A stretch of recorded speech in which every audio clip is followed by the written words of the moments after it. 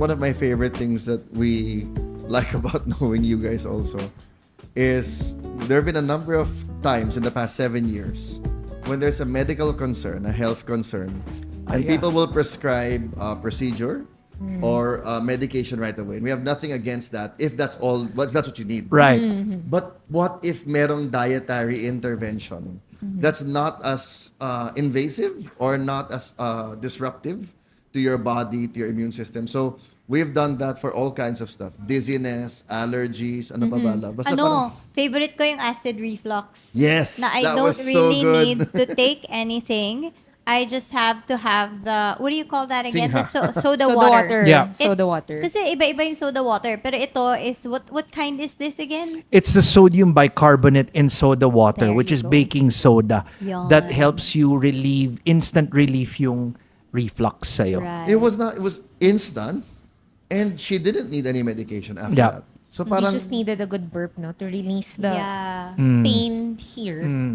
Sa may ano. That's how your father and I started. He said, I've had acid reflux for 30 years. Yeah. How are you gonna fix acid reflux? Sabi ko, Pastor Joey, you just need to try it. If it works, it works. If it doesn't, then we haven't solved the problem that you've had for 30 years. But what if it works? Yeah. Eh di tapos yung problema. And he said, Harvey, it works, that thing. So yun, it really Yeah. works. what's that quote? Let food be your medicine and medicine be your food. Yeah, Yes. yeah.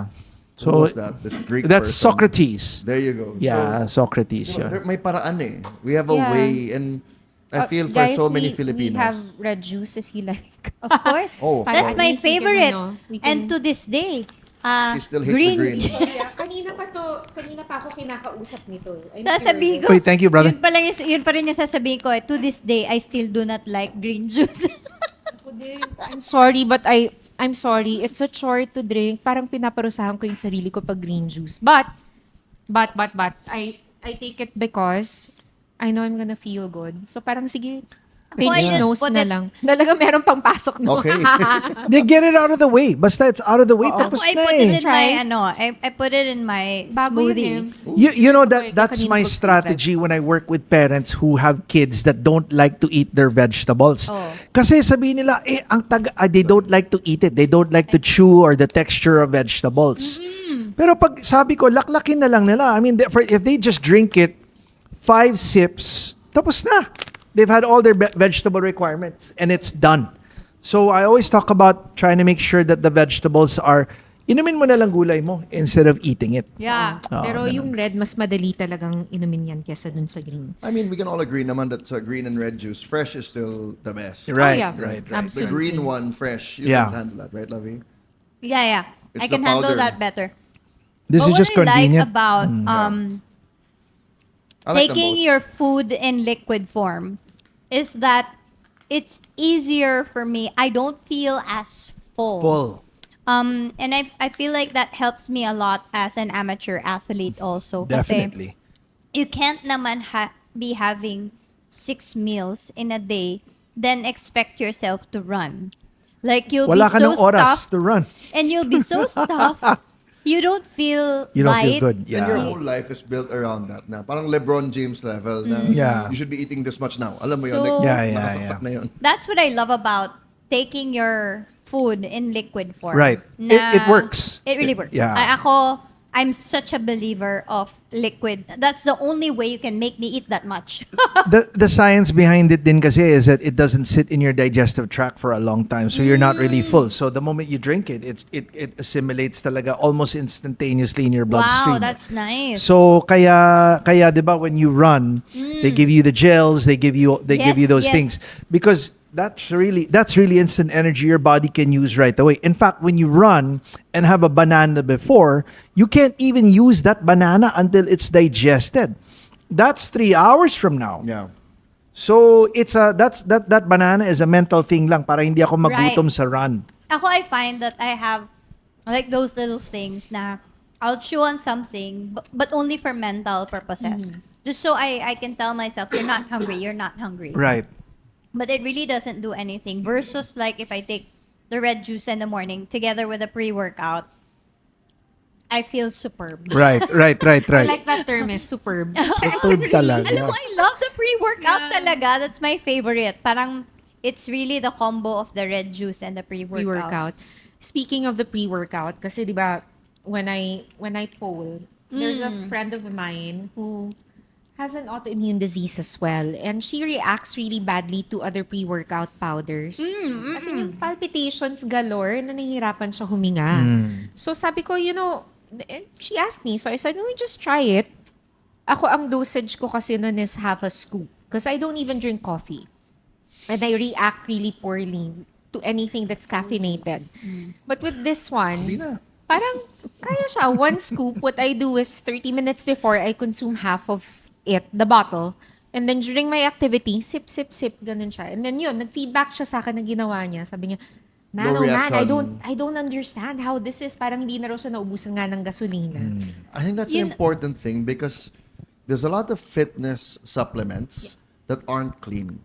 Oh, And yeah. people think because it's fitness, parang same banana. Right. And it's so not true. Like you could be getting gains in terms of muscle development or performance, but doing irreversible damage to other parts of your body. That's why we like working with you guys because kaming dalawa, we're in it for the long haul. Na parang Yeah. longevity talaga goal namin dito. So we're like, wait, we cannot be fueling this way. Then we'll pay for it in our kidneys and Yeah, our liver yeah, and somewhere exactly. else. Actually, that's what I'm scared about. Kasi, di ba, our generation was like, all inom, inom, inom. And that's really bad for your liver and all of your other organs. But today, these days, it's not anymore inom. It's like fitness, fitness, fitness, di ba? It's like their drug today. And that's really good on the surface. But if you think about it, what do you take to fuel Yeah. yourself? Yeah. And I've seen so many people na talaga not really mind the ingredients in their powders, in their whatever high-performing energy, what have you.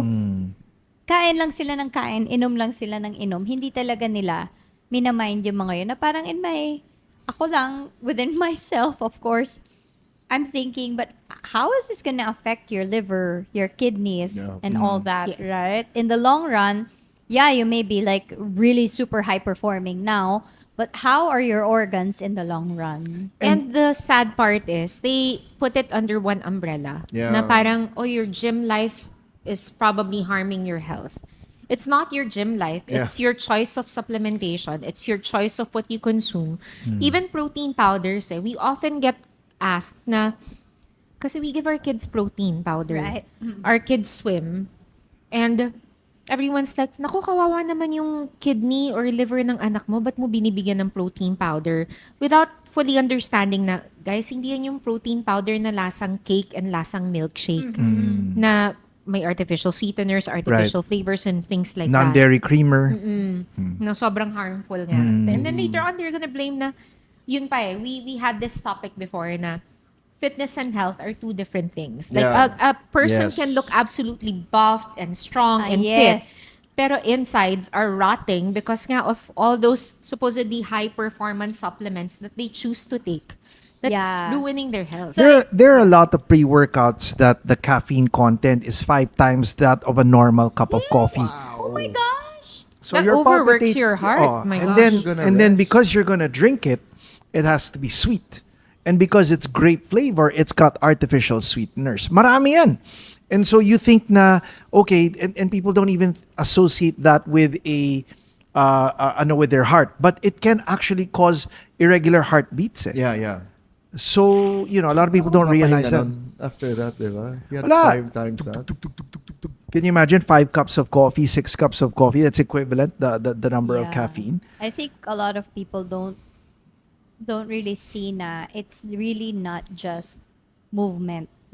Akala nila when you move, that's being healthy na. Yeah, you'll burn it. That's the But excuse. health is a whole lot of things. Yeah, yeah. Parang, and I can't even say that it's just what you eat. It Kasi is if a- you don't naman move, di ba? Parang, so it has to be holistic. Yun yung Definitely. hindi nakikita ng mga tao na kumain ka nga ng maayos, pero kung hindi ka naman nag-move, wala ka rin stimulation sa bones mo. Definitely. Para mag-produce pa siya ng more bones at magbuo ka ng muscles. Right. Diba? Tama. I mean, like, eating right doesn't equate to you having muscle. Yeah, you gotta do Yes. you gotta do the work. I was gonna say how you mentioned you are not used to not eating at night. You're used to not eating in the morning. We've seen that a lot. Ito na, hindi na we. They've seen it a lot. Ito na. No, Bawal na we. magsabi ng we. We, Hindi, kasama joke ka lang. naman, oh. But yun nga eh, you're fighting your natural Yes. tendencies, your circadian rhythm. How funny nga na I would get to 44 and realize that what your parents were saying all along is right. Oh, Na that's true. kumain ka ng Nang tama. ng Sa tamang tama, oras. kumain ka ng gulay, matulog ka ng maaga. Maaga. Alam mo yung it's so simple. Yes. Yeah, yes. yeah, yeah. I just went back to, this is what my mom would tell me before. Yeah. You know what Yes. lessened a lot? Your hangriness. Your hangry Oh yeah, episodes. I'm not hungry anymore. Okay. Because she would be like, are you hungry? No, I'm not hungry. And then, I'm hungry, and if I don't get food in 15 minutes, I'm gonna lose it. Yung ganon, parang, what? But because she's the rhythm of the training, and the sleeping, and the eating, she knows, and even if she gets hungry, she knows what she's reaching Yes, for. Okay. yes, yes. Also, I think the world is. I think it's become more clear that people start eat more at night. Yes. Is because makikita mo everybody is rushing in the morning. Yeah. By the time that their day ends, they don't realize na the entire day nagmamadali ako. Yeah. Yes. What time do I really have to enjoy to sit down to eat? Yeah. Wala eh. You really have to sit down and make time for it. Yeah. Or find strategies that will work. Right, right, right. Yun yung hard part. That's Oo, one thing kami nga eh. Sabi ko sa kanya, hindi tayo pwede mag-date sa gabi. Ang date natin ngayon before 6. If she wants carbs, yeah. If I want carbs. Yeah. Sabi ko, kung walang carbs, pwede tayo ng after 6. That's exactly what we do. Kasi he would tell me, okay lang tayo magde-date. Tapos ang sagot ko, pero ayoko na kumain sa labas eh. Tsaka parang Same. ayoko na kumain ng gabi. So kailan tayo magde-date? Hindi ko na alam. Tipid so yun. yung date Huwag na namin lang. sa bahay na lang. That's Usap na right. lang kami sa bahay, ganyan. No, we do So, a brunch. Remember, we've yeah, started to have recently, brunch. we instituted brunch date instead. Kasi wala eh. Sa gabi, Yeah, yeah. naantok na kami. Ayaw namin kumain sa labas. Ayaw namin Same, kumain sa gabi. So parang, sige, brunch na lang nga tayo. Meron pa One rin. thing I like nga about your method is, and to encourage more people, na if this sounds too ideal, and generally kasi when we hear stuff like this, we tend to think, kasi ganito kayo, ganyan kayo. Like you find excuses Yeah. why it works for others and not for you. One thing we've appreciated about you guys is you always take our lifestyle into account. So we would, for example, when I worked in Katipunan, and you would say, okay, let's Google where your office is. Let's look for Places for you to eat at. places for you to eat. Fine. If you really can't, di nyo kayo magbaon every time. Have you tried this restaurant? And then try it. So you would work with us. And then you would say, let's tell me lang next week how you felt after trying this. Yeah. Eating, pasok mo sa budget, pasok mo sa timing nyo. And we really appreciate that kasi it keeps us from developing the excuse of, okay, I'll do this when everything's ideal. Yeah, It yeah. never happens naman. Yeah. Never. It Tsaka never yung mga, is. mga night shifters.